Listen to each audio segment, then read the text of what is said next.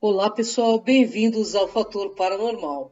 Eu sou Cris de Pascoal e hoje eu vou relatar para vocês o 20º capítulo da minha jornada. Mas hoje eu vou passar uma orientação para que vocês fiquem ligados como que as seitas e as religiões elas utilizam de manipulações para manter as pessoas seguidoras fanáticas e robotizadas. E tudo isso pelo próprio momento atual, né, do planeta, né? Bom, pessoal, para quem sabe, seitas não é apenas um fenômeno escatológico, mas social. Elas destroem vidas, causam anomalias social e transtornos psicológicos irreversíveis. Fato é, estamos diante de um fenômeno social e espiritual que cresce a cada dia de modo alarmante. Nessa época, e o tipo de sociedade em que vivemos, elas possibilitam os mais diversos grupos religiosos, né? E que proliferam também as suas ideias, doutrinas e visões de mundo entre nós. Você sabe quem são eles? Qual o maior perigo que eles representam para a sociedade de um modo geral? Bom, diante desse caos político-religioso instalado em nossa era pós-moderna, é justo que as pessoas que estudam metafísica e espiritualidade façam algumas perguntas. Então vamos começar pela primeira. O que faz uma pessoa aderir a uma seita, a uma religião? O que faz pessoas se juntarem às seitas? Elas são recrutadas ou elas apenas se juntam? Pessoas são recrutadas por uma mensagem ou por um método? Bem, as respostas não são tão simples assim, né? Não existe apenas um fator determinante que seja responsável pelas explicações. O bicho-homem é um ser muito complexo. E essa complexidade é formada por tais fatores como cultura, social, psicológica e vai, né? Então eu deixo um alerta aos crentes e fanáticos aí para o fato de não serem enganados por artimanhas filosóficas mundanas. Vamos entender aqui agora qual o perfil de uma mente manipuladora. Não pensem vocês que as heresias são produto de mentes obtusas, não. É necessário uma mente brilhante para conceber e gerar tal heresia. Quanto maior o brilho da mente, maiores são suas aberrações. Geralmente, o líder da seita é dotado de um carisma, magnetismo irresistível, aparência de vencedor, pousa de curador e demonstra grande entusiasmo pela causa que defende ou pelo produto que vende, né? O poder de convencimento desse líder inicialmente vem por meio do carisma, que pode ser de alguma habilidade especial de fato. E esse carisma, pessoal, é em parte construída pelos adeptos, pois o discurso do líder vai ao encontro dos anseios e necessidades dos adeptos. O líder sabe que tem solução, né, para aqueles anseios e convence o adepto também a aceitá-lo. Vamos entender, então, algumas técnicas de sedução para esse recrutamento. Você sabe o que é uma técnica de atalho mental? Nós somos, de certa forma, programados culturalmente e biologicamente com certa carga de informação, pressupostos. Alguns atalhos mentais podem ser criados, enquanto outros já estão na nossa mente, de certa forma instalados pela nossa sociedade e prontos para serem usados. O exemplo disso é a beleza, a cor, o sexo, a vestimenta, a amabilidade, autoconfiança, autoridade, aí vai. Agora vamos entender a técnica da reciprocidade. É uma subdivisão desse atalho mental. A maneira como esta regra funciona é assim, eu vou explicar para vocês. Se alguém faz a você um favor, você deve a ela um favor em retribuição, certo?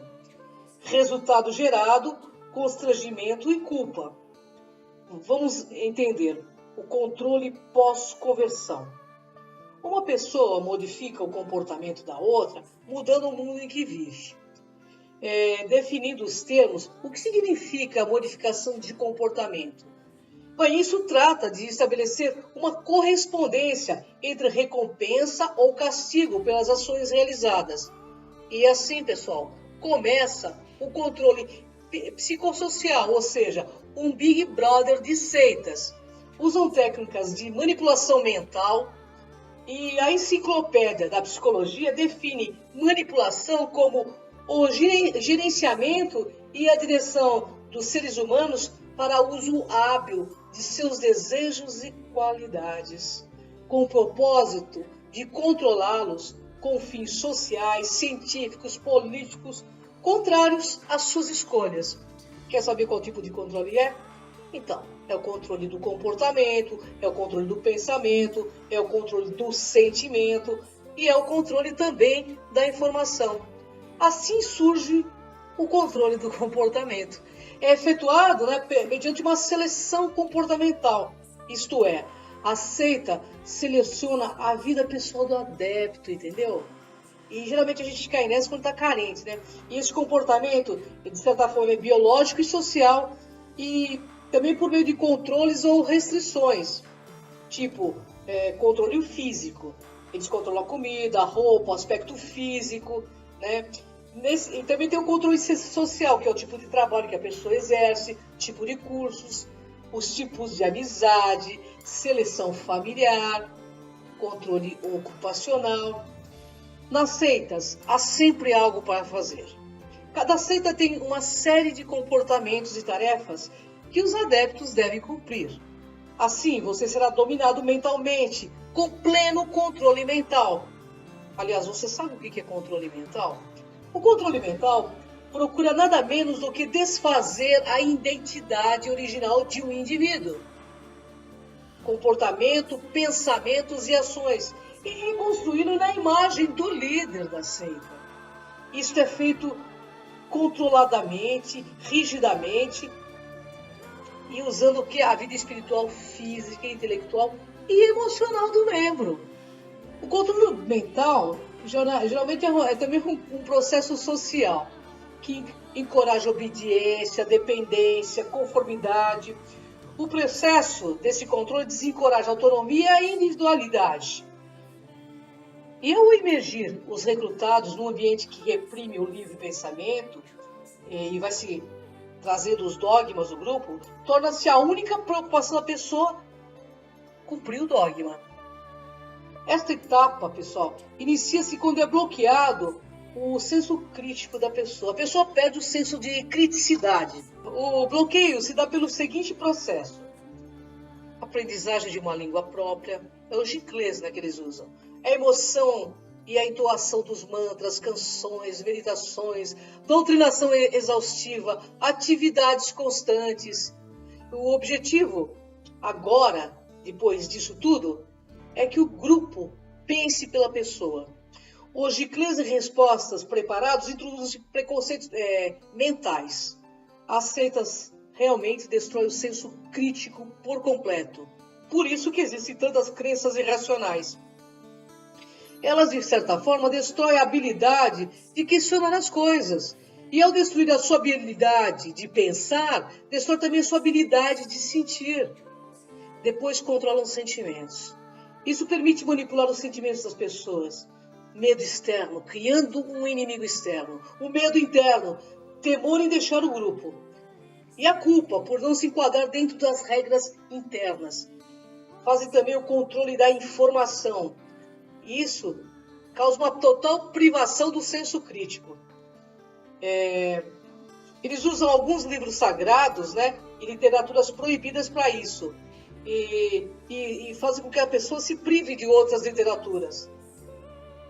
Mas qual o resultado final alcançado com esse controle? Controle de outras pessoas.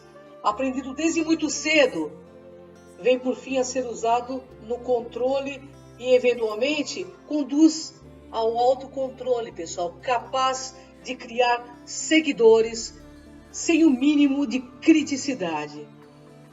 Bom, assim concluímos que a única maneira de não sermos enganados, né, por líderes manipuladores é aprendermos nos render somente à nossa consciência, que está ligada diretamente a Deus, e buscar conhecer a si mesmo da maneira autêntica e profunda, e procurar utilizar também as ferramentas para combatermos de modo crítico, mas também equilibrado, as nossas autocorrupções. São ávidos, essas pessoas entendem o seguinte, eles são ávidos pelo poder e controle.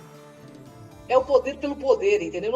Não existe só uma questão financeira, eles têm avidez pelo controle da situação. E esse tipo de manipulador tende a manter um diálogo de charme para armadilhar as suas presas. Os manipuladores fazem apelo ao que mais profundo existe no ser humano, os sentimentos, os medos, as esperanças. E as técnicas, elas não diferem muito das utilizadas nas manipulações políticas, religiosas ou pseudocientíficas.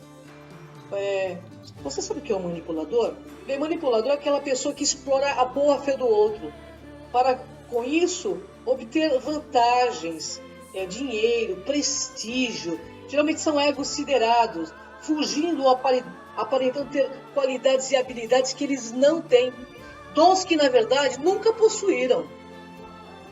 As vítimas são frequentemente pessoas psicologicamente debilitadas, carentes, que atravessam uma fase de insatisfação ou que aspiram a uma vida melhor. E esse predador sabe ouvir você muito bem, obtendo assim dados das vítimas através de uma conversa hábil, oferecendo a promessa e a obtenção do que elas desejam. Os manipuladores alimentam as suas vítimas com esperanças e promessas falidas, pois são sedutores natos, bons faladores, aprisionam a vida das suas presas numa teia alimentada dia após dia. E sabe pelo quê? Pelo medo. E com a ajuda inconsciente, inclusive, dos seus seguidores, que vão fornecendo dados sobre as ânsias e os medos das outras pessoas e as fragilidades da vida daqueles que estão aspirando a entrar na seita. A insatisfação social, profissional, familiar, né? Com os respectivos sintomas de depressão, com as ansiedades. E isso tudo torna as pessoas vulneráveis. Isso é dentro de toda a nossa sociedade. Esses períodos, né, que atravessamos, dificuldades, são verdadeiro oásis para esses mantedores da Matrix, para esses predadores da boa-fé. Esses vendedores de esperança, pessoal, representam igualmente uma quebra da monotonia de um casal, por exemplo. Mas existem vários critérios para você aí sair desse emaranhado. Porque a ideia deles é sempre trabalhar com a política do medo. E eles sempre são os melhores. Enviados diretos de Deus, os que têm contato absoluto com Deus, e eles sabem todas as chaves para a salvação. Sabe por quê? Porque o medo, ele diminui o nosso senso crítico. Então, tenhamos coragem de olhar as coisas como são e deixar de nos iludirmos que alguém virá para nos redimir. Somos nós que podemos e devemos chegar à nossa redenção através da nossa lucidez redentora. Isso tudo na união de ideias ideais para ação lógica, coerente e lúcida, também para promover a salvação da nossa espécie, por meio de ações verdadeiras e corajosas. Portanto, não façam sacrifícios de forma nenhuma de inocentes animais, pois se assim o fizer, estará demonstrando semelhança energética com esses abutres da espiritualidade, que está por trás de toda essa engrenagem macabra e negativa. E de vítima aí, você? E de vítima você será um agente desse sistema manipulador. Você passará a ser aliado do lado negro da força. Nossa maior forma de protesto é despertar, é atravessar as nossas sombras, conhecê-las e submergir a nossa luz. Encarar a nossa luz, porque isso é de mais belo que todos temos. E saber quem somos nós. E abrir também mão dos dos comportamentos destrutivos, questionar para que eu estou fazendo isso e assim tomar posse da nossa consciência. Aí sim, despertaremos em um padrão de onda consciencial, onde causaremos o grande boom evolutivo da nossa raça. O que eles temem é o despertar da raça humana. E como está escrito no Templo de Delfos, homem, conheça-te a ti mesmo. Começa agora o seu despertar. Tenha coragem de se olhar de frente. Estamos num momento único de uma grande transição em nosso planeta.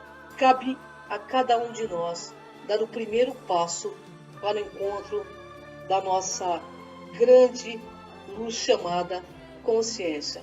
Vem comigo nessa jornada.